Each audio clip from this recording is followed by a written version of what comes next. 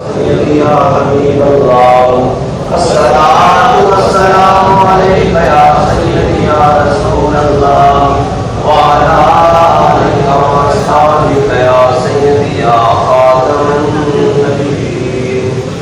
بندہ پروردگارم، امت رحمت نبی، دوست دارے چار یارم، تابع اولاد علی، مذہب حنفی دارم، ملت حضرت خلیل، خاک پائے غوث اعظم، زیر سایہ ہر ولی، صدیق اکس حسن کمال محمد است، فاروق دل جاہو جلال محمد است، عثمان ضیاء شمع جمال محمد است، حیدر بہار باب خصال محمد است، صلی اللہ تعالی علیہ وسلم.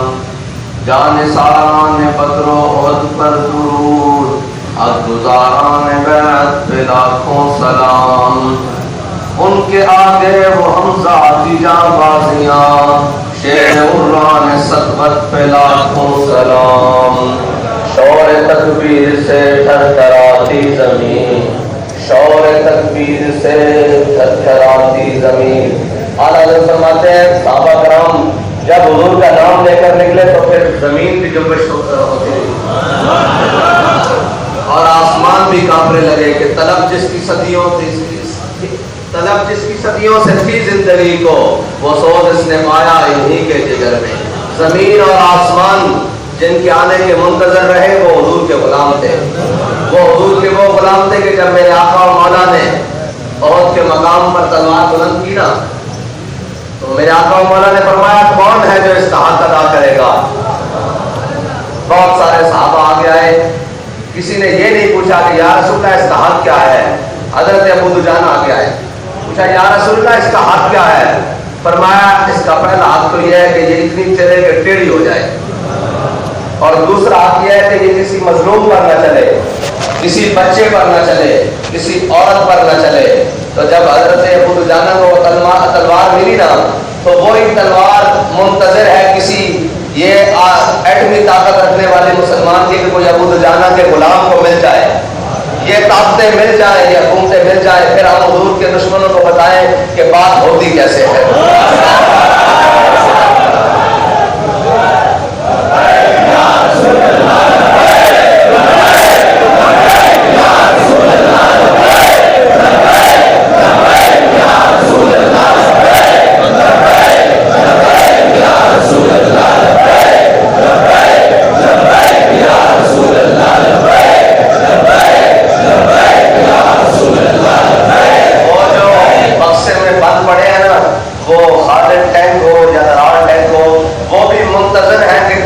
خالد کے غلاموں نے مجھے آ کر ہاتھوں میں لینا ہے. وہ درار ٹینک بھی منتظر ہے کہ کب خالد بن درار بن اسود کے غلاموں نے آ کے مجھے ہاتھ میں لینا ہے کہ جب جوش جہاد پڑے تو یہ نہیں کہ زرہ پہن لیں بلکہ زرہ کیا قمیص بھی اتار کر لڑے. حضرت درار بن اسود کی یہ شانیں ہیں. آپ جب جوش جہاد میں زیادہ جذبے میں آتے تھے نا تو پتہ ہے نا آپ کو جہاد کے اندر زرہ پہنی جاتی ہے آپ کی عبادت کے لیے، لیکن حضرت درار بن اسود تو اوپر سے قمیص بھی اتار دیتے تھے شہادت کے نشے میں. تو رومی کہتے تھے بھائی یہ انسان نہیں ہے، یہ کوئی اور مخلوق ہے جو ہم سے لڑنے کے لیے آ گیا. لوگ تو ذرا وقت بند ہو کر اور ذرا بند ہو کر ہمارے خلاف آتے ہیں، یہ تو برف نہ ہو کر ہمارے خلاف لڑنے آتا ہے. اسی کے لیے تو اقبال نے کہا تھا اپنے طلب جس کی صدیوں سے تھی زندگی کو، زمین اور آسمان منتظر ہے کہ وہ حضور کے غلام کب آئیں گے جو 60,000 کے لشکر میں 60 داخل ہو جائیں گے. تو حضرت ابو دجانہ نے جب وہ حضور سے تلوار دی نا تو پھر یہ نہیں کہا کہ یا رسول اللہ میں آپ کے دشمنوں کے ساتھ بڑی ہلکی بات کروں گا، آپ کے دشمنوں کے ساتھ بڑی رواداری سے پیش آؤں گا، آپ کے دشمنوں کے ساتھ بڑے محبت اور اخلاق سے پیش آؤں گا. فرمایا نہیں، جب حضور سے تلوار دی تو ایسے پہلوانوں کی طرح چلے. بابا جی فرماتے تھے پہلوانوں کی طرح چلے. آج بھی اس انداز کی ضرورت ہے امت مسلمہ کو. وہی حضرت ابو دجانہ کے غلام کی ضرورت ہے جو عالم کفر کے سامنے ایسے پہلوانہ چال چل کے بتائے کہ حضور کے غلام ساری باتیں برداشت کر سکتے ہیں، اپنے آقا و مولا کی عزت پر ایک حرف برداشت نہیں کر سکتے.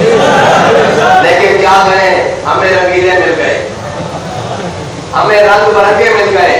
कुछ कहते हैं कि खतों से हमारी हुकूमतें गिर गई और कुछ खत लिख रहे हैं कि हमारे खिलाफ नामों से रिसालत के FIR हो गई है। मैंने कहा अभी प्रोसेस पे है, वो आएगी होगी, फिर साबित होगा कौन कितना बड़ा मुजरिम है। तुमने तो हम पर गोलियां बरसाई है, हमने तो किसी बैनुल अक़वामी ताकत को, किसी गैर मुल्क की ताकत को आवाज नहीं दी। देखो हमारे ऊपर क्या जुल्म हो रहा है। हमने कहा ये मुल्क भी हमारा है, हम इसमें हर जख्म भी बर्दाश्त करेंगे, हर तीर और तलवार और नेजा और जनाब गोली बर्दाश्त करेंगे, अपना जिस्म छिदवा देंगे, लेकिन इस मुल्क की इज्जत पर आंच नहीं आने देंगे। अभी तो एक कागज तुम्हारे खिलाफ रंगीन हुआ है, एक कागज। अभी तो दफ्तर के दफ्तर तुम्हारे खिलाफ रंगीन होने हैं, अभी तो पलंदे के पलंदे तुम्हारे खिलाफ तैयार हैं, अभी तो वो उन शुहदा के कोरे खूनों का हिसाब तुमसे लिया जाना बाकी है।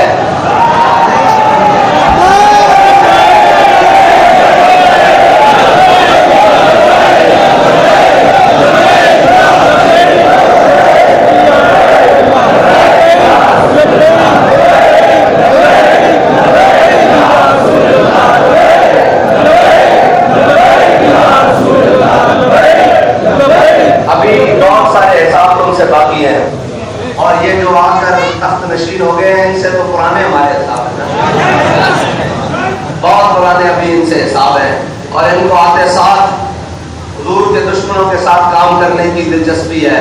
मैंने कहा अभी मैदान लगेगा, तुम्हें बताएंगे कि कौन किसका साथ है, लेकिन अगर कौम ने कोई दम खम हुआ तो, अगर कौम ने हुजूर की गुलामी का दम भरा तो, अगर कौम ने इन सब अगियार के दामन छुड़ाकर हुजूर का दामन पकड़ने की तहिया कर लिया तो मुमकिन है, वरना यही होता रहेगा, कोई बल्ला आया, कोई तीर आया, कोई शेर आया, यही होता रहेगा।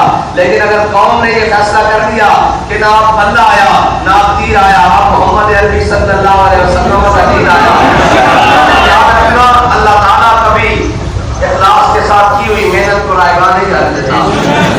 वो तो हज़रत अकीले अंसारी 2 किलो खजूर लेकर आए तो हुजूर उन खजूरों को पूरे माल के ऊपर रख देते हैं।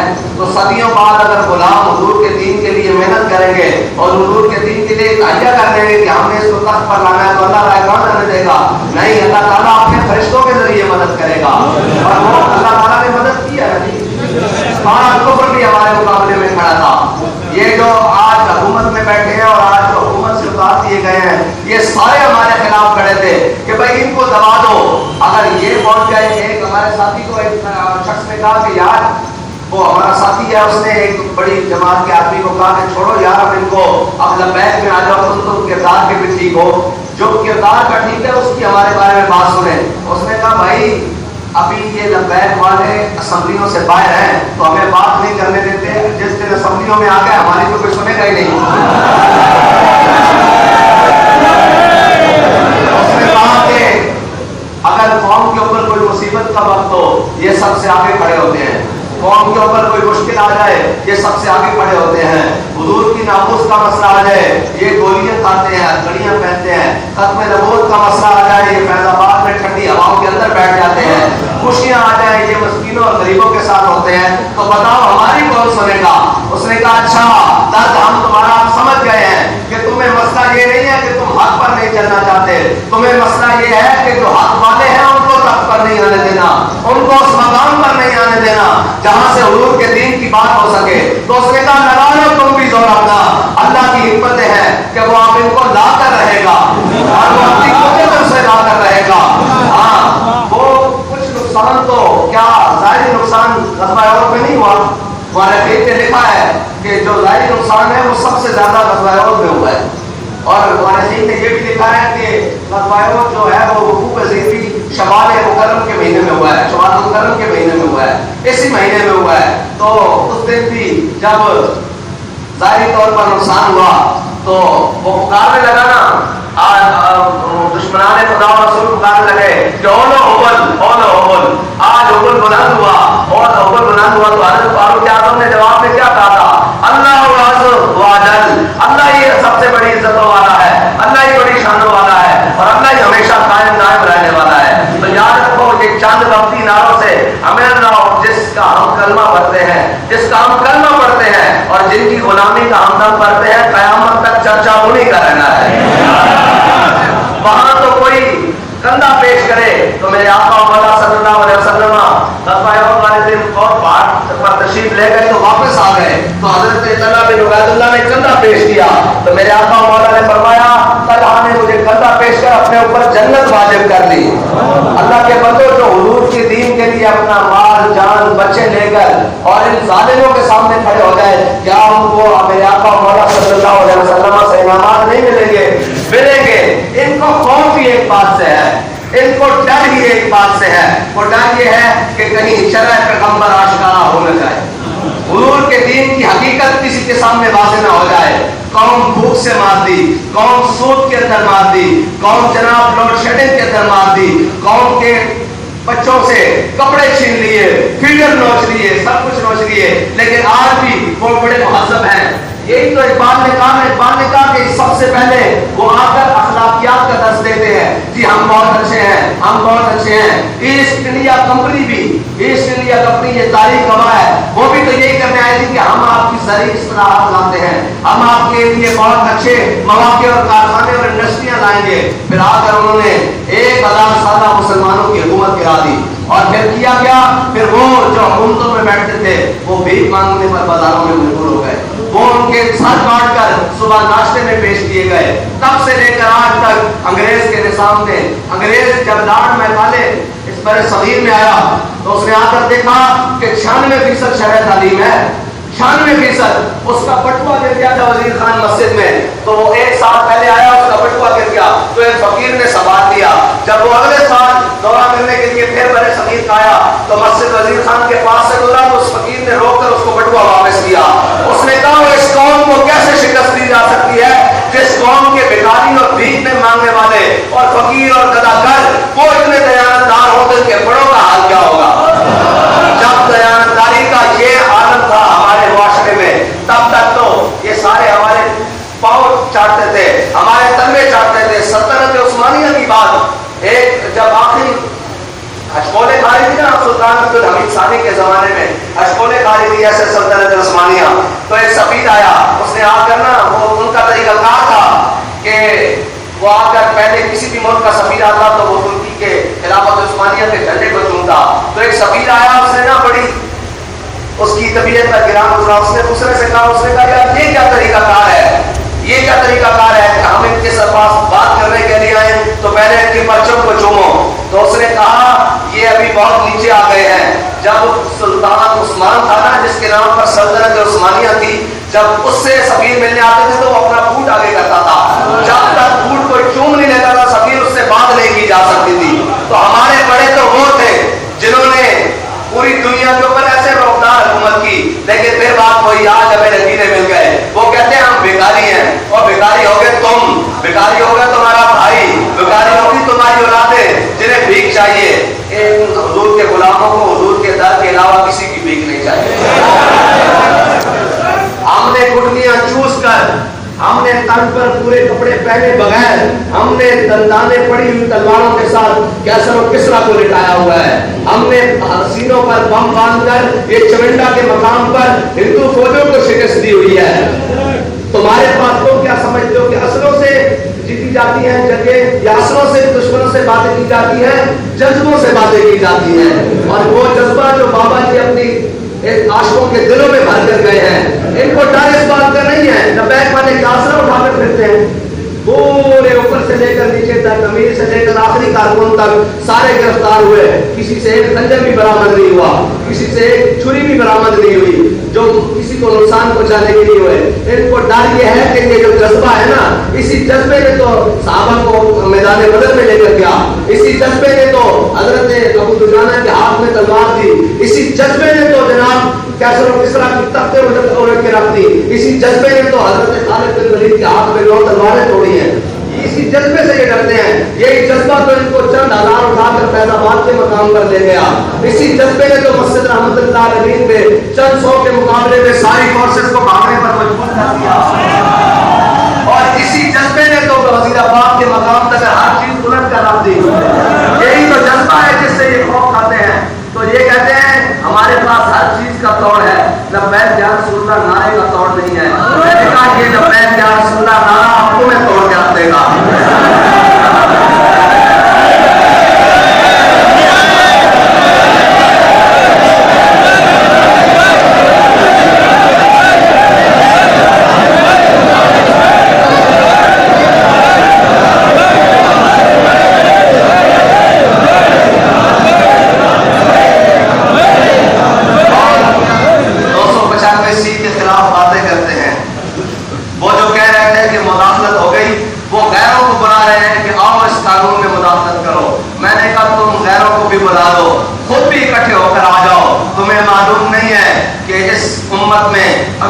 غازی المدین جنرل بند نہیں ہوئے. اس امت میں ابھی ممتاز قادری جیسے رجال پیدا ہونے بند نہیں ہوئے.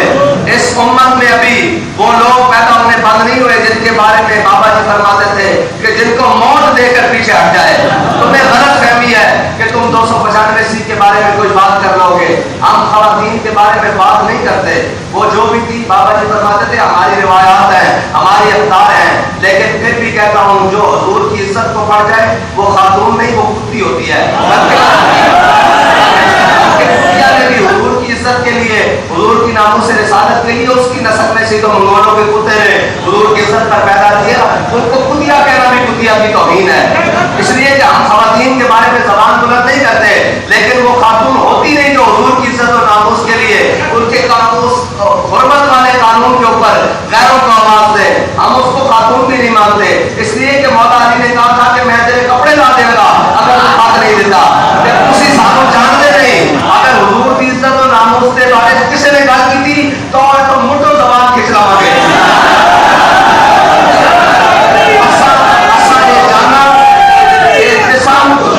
بچے اے مال اے ممبر اے مسجد اے مال اے دولت اے ہر چیز اے حضور واسطے رکھی ہوئی. کوئی کسی قسم کی غلط فہمی کا شکار نہ ہوئے کہ جناب اسی دیکھ کے چپ کر جاواں گے سامنے کون ہے. تسی اپنے نہیں بیگانے بھی سارے بھی لے آؤ تے ایٹم جڑے تہاڈے کول طاقتاں ساری لے آؤ. اسی حضور دی عزت دے مقابلے تانوں کھ بھی نہیں سمجھدے. تے اللہ کو ڈرو. اللہ دے قہر کو عذاب کو دعوت نہ دیو. ایک اور چیز بچ گئی اس ملک کے اندر، وہ ہے حضور دی عزت دا قانون، حضور دی عظمت دا قانون، ختم نبوت دا قانون. انہاں نال چھیڑخانی نہ کرو. اگر تسی اس مقام تے اتر آئے تو پھر انہاں کو کچھ نہ ہوئے جڑے ہن حکومت چ بیٹھے انہاں دا حال کی دسیا الٹا کر کے اپنے دسیا کر کے. لیکن اسی با مقصد ہونے نہیں کرتے. سب تو بھی کہتے سن نہ حکومت پلٹا دیو. اسی تے سانو حکومت پلٹان دی لوڑ نہیں. سانو چور دسو جس نے ختم نبوت تے ڈاکہ دیتا. تے اے نہ ہوئے کہ سانو خود گریبان تو آ کے پکڑنا پوے اس چور نو جڑا چور اس وقت بین الاقوامی طاقتوں نو بلا رہا کہ آؤ میری مدد کرو. تینوں حکومت چاہیے تو کمپین کر، تو ہر جا کے نام کے جو بغیر کرنا پورے پاکستان ہر گلی گلی جاتے ہیں کوئی روک رہا. لیکن تو حضور دے ناموس رسالت دے قانون وان بنا کے تو آ کے بین الاقوامی اسٹیبلشمنٹ میرے سر تے ہاتھ رکھ کے بین الاقوامی طاقت ہاتھ رکھ کے میں اس کو ختم کروں گا. تو اس کو ختم کرنے کے سوچے گا 500 دن پہلے ختم کر دیں.